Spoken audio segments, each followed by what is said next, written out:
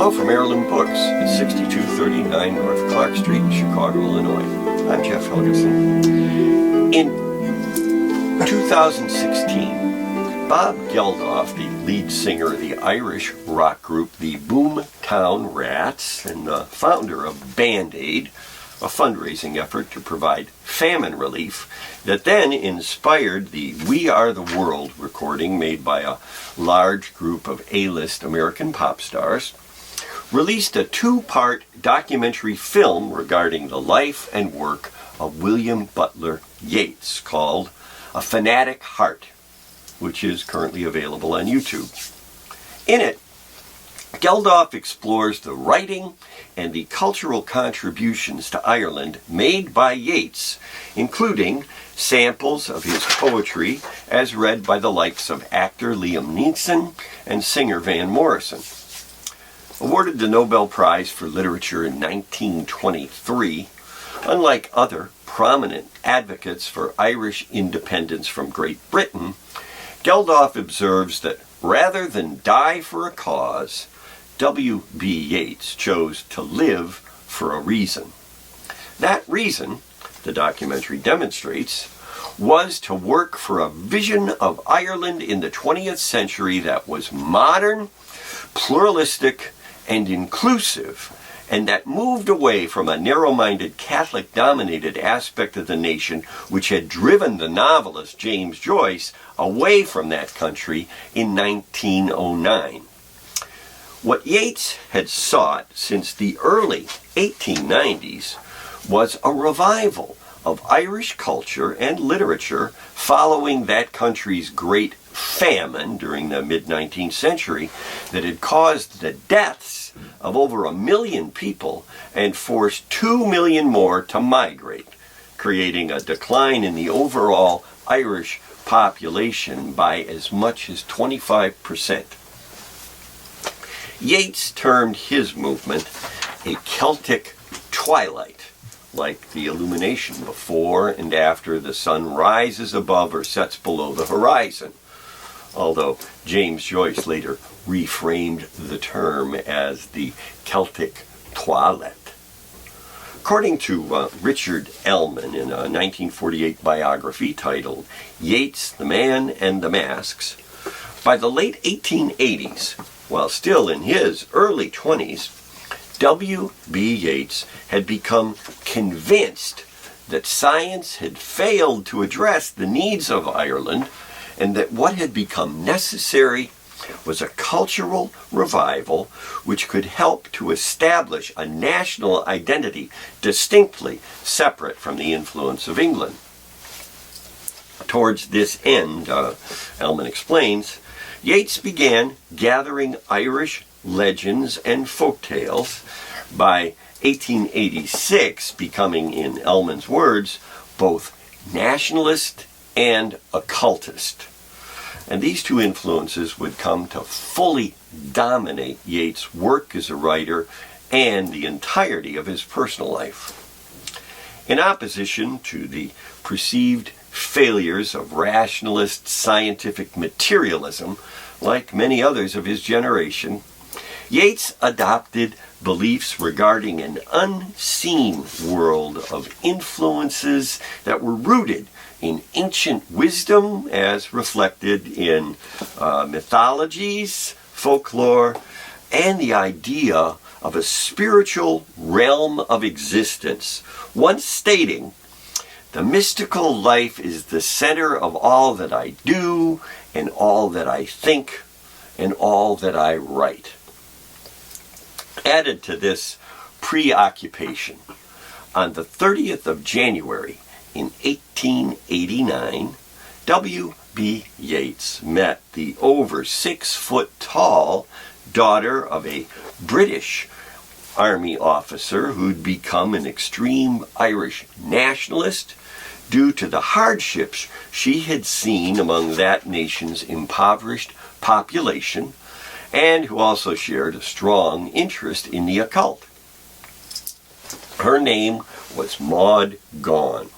and Yeats became immediately infatuated and ultimately obsessed with an impassioned and largely unrequited love for her.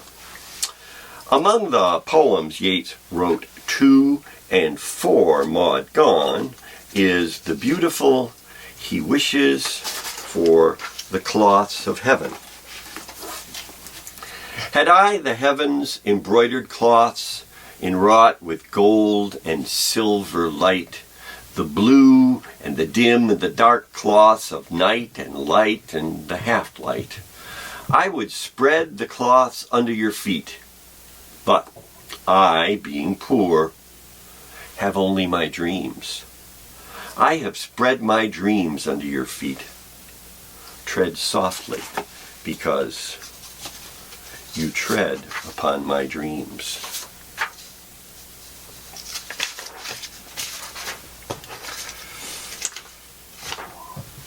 Yeats also wrote for Maud Gonne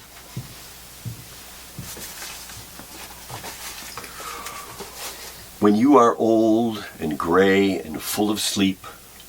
and nodding by the fire, take down this book, and slowly read and dream of the soft look your eyes had once, of their shadows deep. How many loved your moments of glad grace, and loved your beauty with love false or true, but one man loved the pilgrim soul in you, and loved the sorrows of your changing face, and bending down beside the glowing bars, murmur a little sadly how love fled, and placed upon the mountains overhead, and hid his face amid a crowd of stars." Over the next 27 years, Yeats proposed to Maud Gonne 7 different times, apparently, according to some researchers, having successfully consummated their relationship only once in 1908, but never succeeded to win her hand in marriage, although she did star in one of his most successful stage plays, Kathleen de Houlihan, in 1902 at the National Irish Abbey Theatre, established by Elizabeth Augusta Lady Gregory 10 years after Yeats had met his statuesque muse for the first time. A year before that meeting, Yeats had been a romantic of a different sort, longing for a simple life in nature and writing in the lake of Innisfree. "I will arise and go now, and go to Innisfree, and a small cabin build there, of clay and wattles made. 9 bean rows will I have there, a hive for the honey bee, and live alone in the bee-loud glade. And I shall have some peace there, for peace comes dropping slow, dropping from the vales of the morning to where the cricket sings. There midnight's all a glimmer, and noon a purple glow, and evening full of linnets' wings.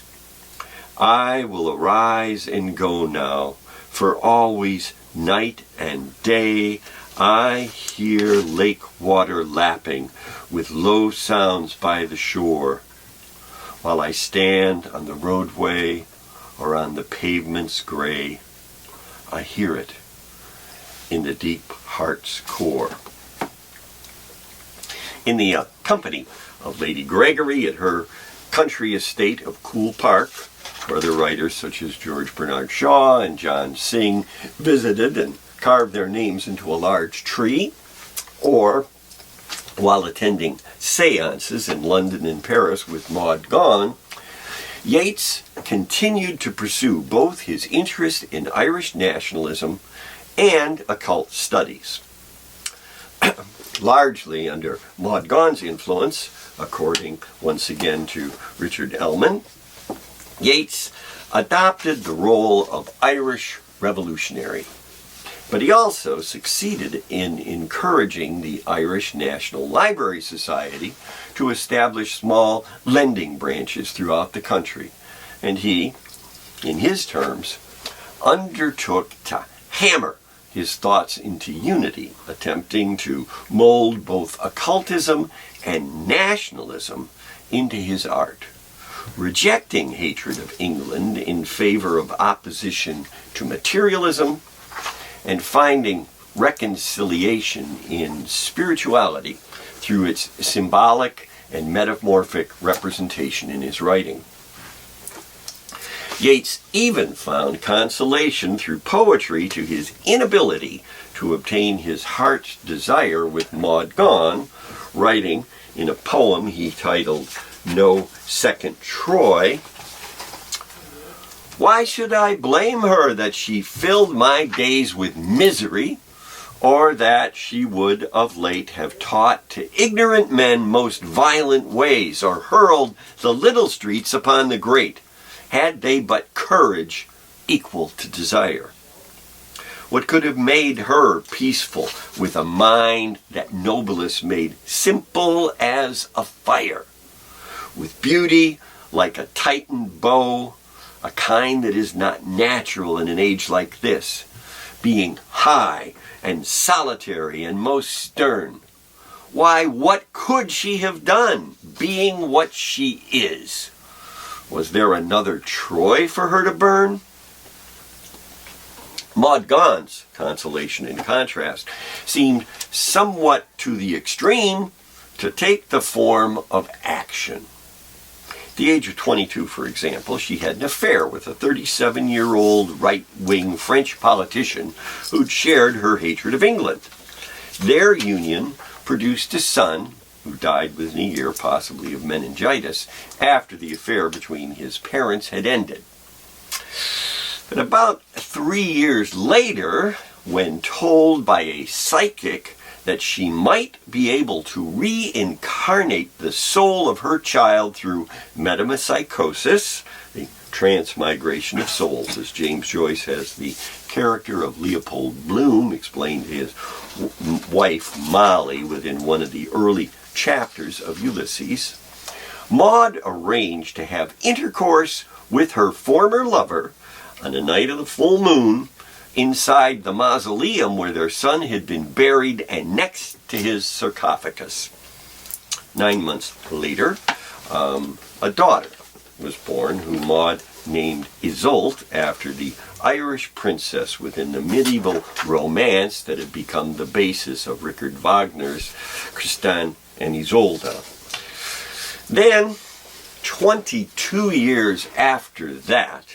when an astrologer advised Yeats at the age of 51 that it was time for him to marry, and Maud, now a widow after the drunken and abusive Irish patriot she had married in 1903, Major John McBride, had been executed for the British for his participation within the 1916 Easter Uprising in Dublin, once again turned him down, the poet proposed to her young daughter Isolde and was again rejected, ultimately marrying, after purchasing a large stone tower as their home, a 25-year-old woman named Georgie Hyde Leeds, George, who bore him 2 children, Anne and Michael, and who, as it just happened to turn out, appeared to have some psychic traits of her own, mostly in the form of automatic writing of messages from the spirit world, some of which apparently advised Yeats to forget about Maud Gonne and have more frequent sexual intercourse with his wife. All that notwithstanding, Yeats was able to let bygones be bygones when he wrote about the martyrs of the Easter Rebellion. I write it out in a verse. McDonagh and McBride and Conley and Pearse now in time to be, wherever green is worn, are changed utterly. A terrible beauty is born. year after receiving the Nobel Prize for Literature in 1923 for his constantly emotional poetry, which in the strictest artistic form expresses a people's spirit, William Butler Yeats also became a senator for the newly established Irish Republic. Again, he sought reconciliation, spoke in favor of allowing divorce in Ireland as a way to reduce the alienation of Protestants within the predominantly Catholic nation, and continued to defend free speech as he had done in 1911 when riots broke out in the Abbey Theatre in response to John Synge's Playboy of the Western World because of a perceived derogatory depiction of Irish society within that play. Between his first and final proposals to Maud Gonne, Yeats' work had progressed from late Romanticism, as influenced by the mystic poet and artist William Blake, who once had claimed to have watched the soul of his dead brother ascend towards heaven while clapping his hands and singing with joy, to modernism, largely under the influence of American expatriate editor and poet Ezra Pound, who'd become Yeats' personal secretary for a period of time.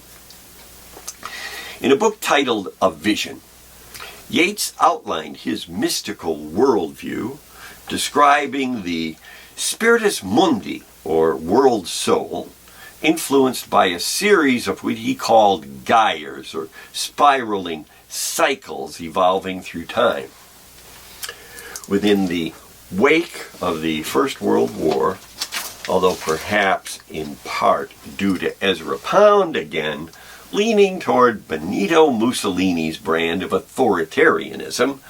it seems that Yeats' poetry turned somewhat prophetic, like a 20th century Nostradamus, envisioning the emergence of a new figure to create global conflict just beyond the horizon of the future, and writing, turning and turning in the widening gyre, the falconer cannot hear the falcon. Things fall apart, the center cannot hold. Mere anarchy is loosed upon the world. The blood-dimmed tide is loosed, and everywhere the ceremony of innocence is drowned. The best lack all conviction, while the worst are full of passionate intensity. Surely some revelation is at hand. Surely the second coming is at hand. The second coming. Hardly are those words out when a vast image out of spiritus mundi troubles my sight. Somewhere in the sands of the desert, a shape with lion body and the head of a man, a gaze blank and pitiless as the sun, is moving its slow thighs, while all about it reel shadows of the indignant desert birds. The darkness drops again, but I know now that 20 centuries of stony sleep were vexed to nightmare by a rocking cradle. And what rough beast its hour come round at last slouches towards Bethlehem to be born. Concerned about his creative and sexual energy, at the age of 69, on April 6th in 1934, Yeats underwent a half vasectomy as a way to stimulate renewed vitality within his remaining reservoir of poetry and potency, and then entered into a final phase of endeavor and romantic liaison that included the observations about Ireland,